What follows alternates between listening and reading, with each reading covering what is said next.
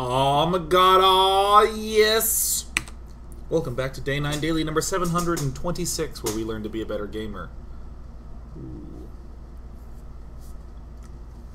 In today's part 2, we're going to talk about adjustment. Ooh! So you're Flash, who's for some reason playing under the name BK Seuss Mall. I have no idea why, but there he is. He's playing under this ID. It's on a different map. He's just won a game against Zest, who did a little feisty all-in. And what we're going to see is Flash do really the same thing again. But he's going to be in a very different situation. And he is going to fail d'ajustement. He's not going to change, he's going to adjust. Now, there's a Day 9 drinking game going on right now where if you say adjust, you have to take a drink. So, sincerest apologies to the Day 9 TV chat. Sincerest apologies. Okay. So we got a little scouting SCV coming up. Here is already what we might call a big, crazy change. Whoa! Flash, what are you doing? Oh! My heart. But we're going to see Flash just go back and he's going to build his barracks. He's going to build another barracks. There it is. There's still this... Look, it's 35 out of 65. This is at 10 out of 65. There's still a 25-second differential between them to help those Marines sync up. Again, the takeaway is not 14 barracks, 16 barracks is the way to go. It's this idea of making your own life easier, making your macro easier by syncing the barracks production. Oh, yeah.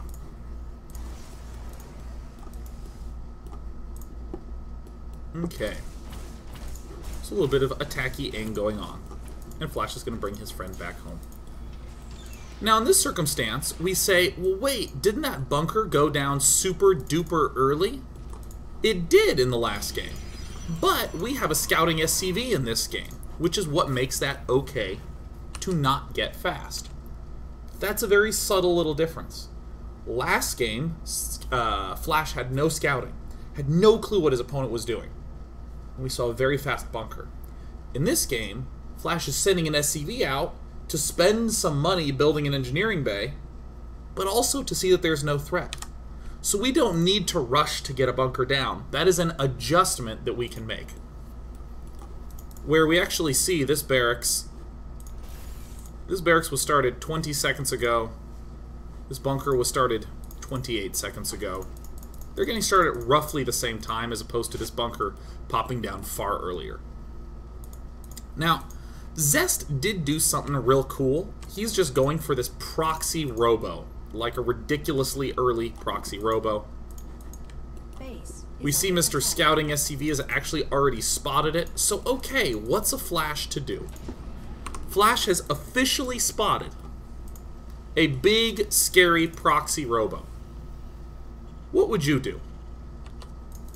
What change would you make? Or what adjustment would you make?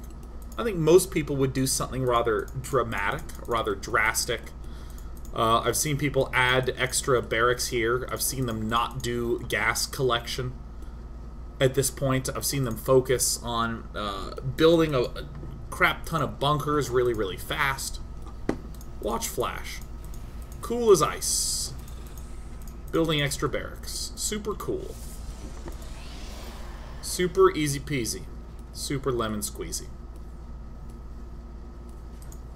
First and foremost, he's going to send out a scout to try to do a little spottaging as to what's going on here. Add-on complete. Next thing, we're seeing, oh, look at this. Marauder's also getting built. And what to do with that first set of funds? Is he going to get stim? No, he's actually going to get a combat shield upgrade. Ah. We see extra bunkers getting added on, and this, that. We're going to see also a reactor get added on. But if you look at this formation in the base, there's all the same pieces to what Flash is going to go for later on, but just happening in quite a different order. Eventually, Flash will have 3 barracks with 2 tech labs, 1 reactor. Eventually, Flash is going to have stim and combat shield. Eventually, Flash is going to have medevacs and a starport with double production. But in this circumstance, we're seeing this combat shield come out first. This is the sort of adjustment I think that most people would not really do. That they would just get the stim because that's on autopilot. Stim's good, we want stim, right? But this is a very brutal position to be in as Flash, just due to the fact that there's 2 entrances. So we're not quite sure where to position ourselves. So cool. Flash built a bunker there and canceled it, if any of you saw that. Disregard that. Now, whereas Stim might be finishing closer to 9 minutes, this is going to be finished closer to 8 minutes. Because it does take about a minute of time less. Is it exactly a minute? I think it's actually exactly a minute, yeah. So look at this. Flash is actually going to have combat shields, like, almost the exact same time that this push strikes. And combat shield. Pretty awesome, eh? Now here is a... I'm going to state for you my opinion, because Flash is actually about to lose this game. I think that this is a time where it's very easy to get a little overeager. And I think killing off what you can is grand. I think Flash just takes it a little bit too far.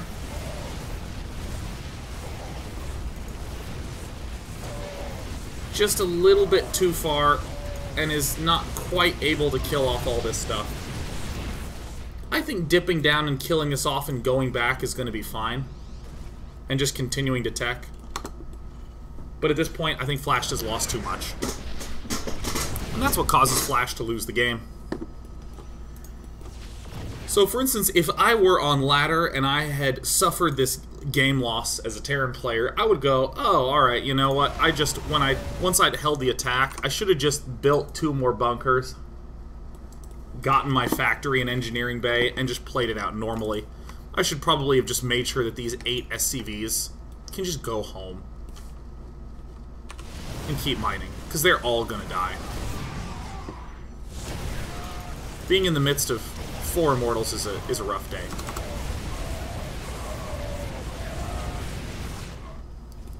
So we got the chance to see a smart adjustment that both successfully held off the attack, and then a subsequent blunder that wound up hurting it.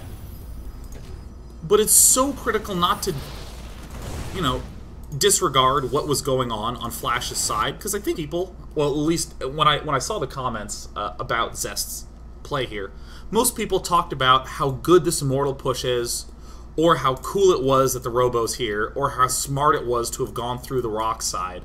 It was very much so focused on the Protoss side of things. But there's a brilliant move that Flash did by getting that combat shield early. It allowed him to perfectly stay alive. He just accidentally made a tactical error after that. And since I want to be focused, since I want to be focused more on the build order side of things, I wanted to share that. Let's go on to on merry-go-round. And you know what we're going to see? You know what is potentially easy to do in this spot? A completely different build. You know what Flash does? Same damn build.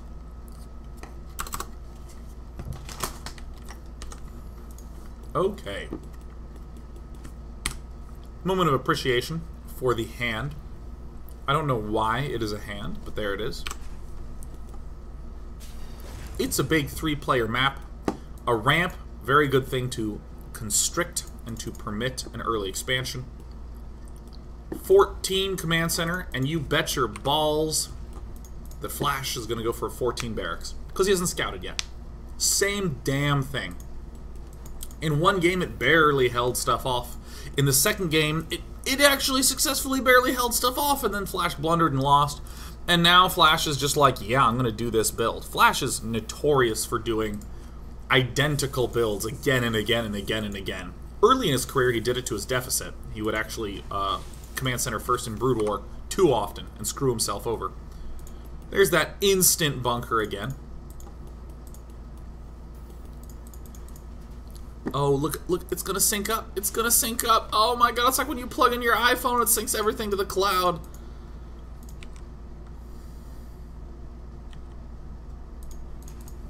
See, I can talk about current events and do a daily at the same time. It's pretty amazing. Alright. Rallied in. How dandy grandy. Remember that early scout that we saw in last game? Well, cool. Or in the first game, the scout went to the correct place the first time. In this game, Flash is still playing completely and totally in the dark.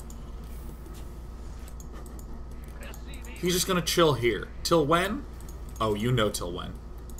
Till he can scout at just before that 7-minute mark. Okay, cool. We have this beautiful and elegant and splendiferous build. What is the big strategic thing that we're going to see later in the game? To hell with getting those +2 upgrades. Man, we only need one engineering bay, man. Man, we got some supply depots here. This is one of my favorite adjustments. Can you place your supply depots in intelligent locations? Here would be a stupid location. It would just get shot down by blink stalkers or regular stalkers.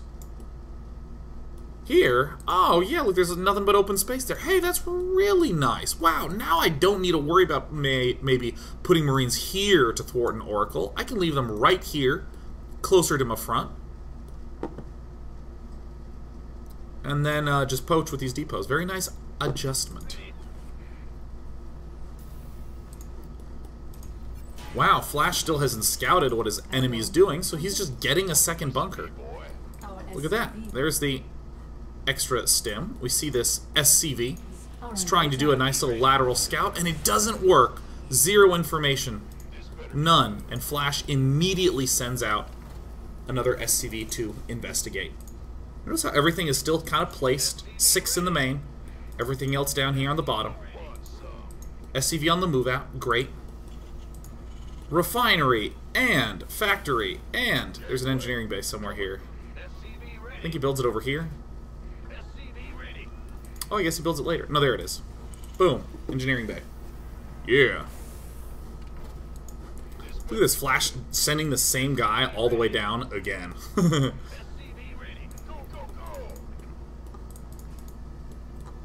I just think that this build order is so elegant. I mean, all we've done thus far, as we've said, same thing as in Game 1. And right a little bit after 7:30, look at these little tiny adjustments.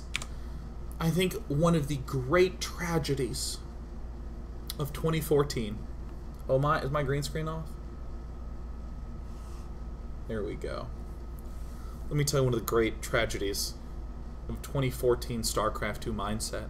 It's about scouting. Let me tell you about scouting. I'm going to explain this to you. Let me take a drink.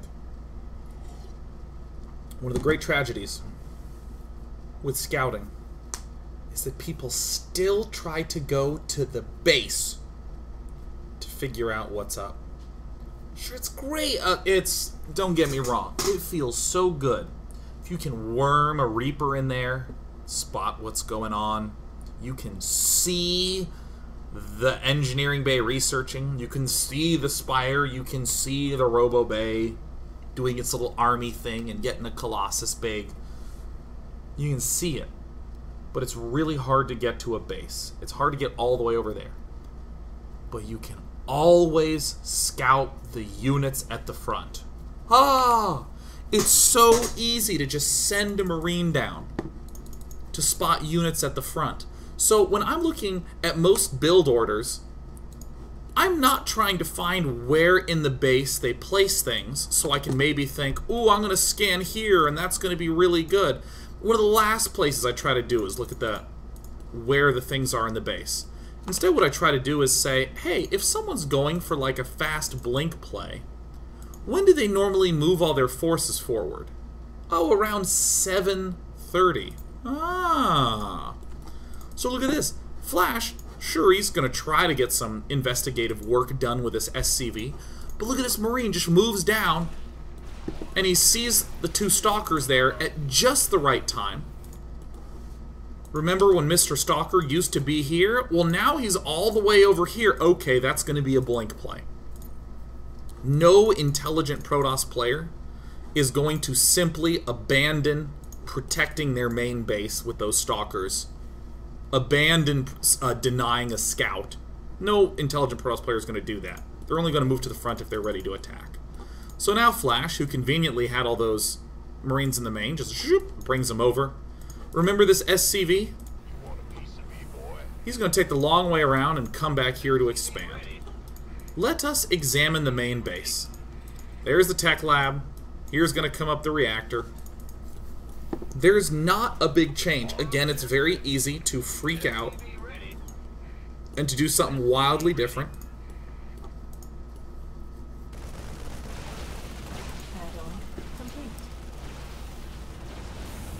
We see very nice little secondary bunker used to just unload between them. Here's, again, one of the reasons why many players are reticent to put the bunkers that far forward. They'd rather put them here to avoid these blink problems, but we see Flash dealt with it by just rallying into the other one. Sure, he loses a bunker, but he buys himself plenty of time to get this repair done. And now we have Marauders being built two at a time, and remember how hard it is to hold off blink all-ins? Well, Flash doesn't remember. Flash doesn't remember at all. And here's something kind of cool. Flash has been floating minerals for actually since about 8:15. And the SCV that was sent out to scout is back here and ready to build. And I would guarantee you that if Flash wasn't distracted, this would be going down a little earlier. But yeah, great. Okay, cool. Sitting right in between, we got some Marauders coming out. Gotta get a second one of these puppies coming up when we got enough gas. Small stim at the front. Notice how bold Flash is. The boldness. He's doing the same damn thing as before. The adjustment he's making is, rather than command center here, command center here. That's bold, man. Oh, that's so juicy, though.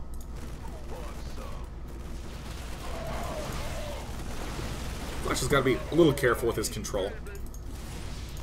But he's mainly just trying to wander out here to protect this area. This region is very easy to do blink-ins. So Flash isn't wandering too far from home. He's just wandering out. Oh, stim too much. Alright, well, I guess I'll just begin. Healing on up. There's combat shield. Good. This is going to be +1 armor in a little bit. And we're starting to see Viking production. Now, this I thought was so damn clever. I loved this. Now, if you see blink stalkers, why would you very quickly go Vikings? Three reasons. The first reason that you might go Viking is, I would say, the simplest one. You think he's going Colossus. Want to get those Vikings up, right? Okay. Well, we have to consider the second reason. Wait, what if he's going for Templar? Won't Vikings be useless then? Well, what most Terran players have been saying is that Widow Mines are so good that Zealot Templar is really easy to deal with, even with a small number of mines.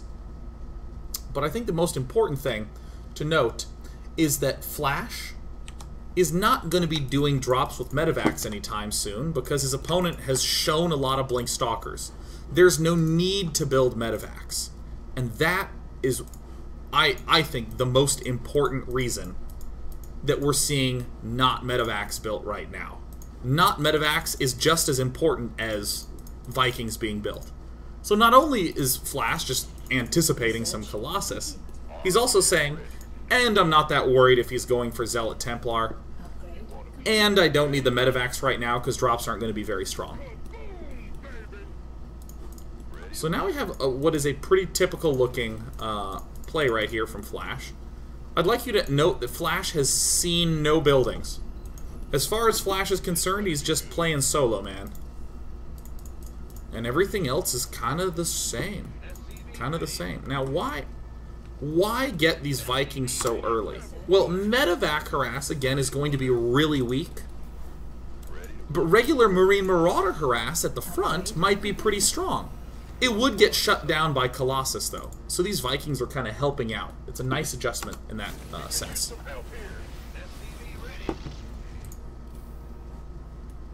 Just getting these additional buildings. He saw Colossus, so he immediately gets a starport. You know what we're not seeing? Any armory, any of that other crap? It's just standard macro with everything nicely synced up. Everything is on roughly equal production cycles. This guy's a little off, but we're going to see that get fixed up real soon. Now, for all these attacks that we're seeing out of Mr. Zest, Flash still just has 2 Medivacs. He's playing very much so a counter style. I'm not going to be trying to do things directly with Medivacs and whatnot. I'm just going to be trying to combat against what I think you're going for, which is Colossus here. Factory floating out in the middle. Nice. Viking still getting produced. Oh, remember how we talked about how Flash is really valuing those extra gas geysers? It's starting to make sense now, because Flash is so broke on gas.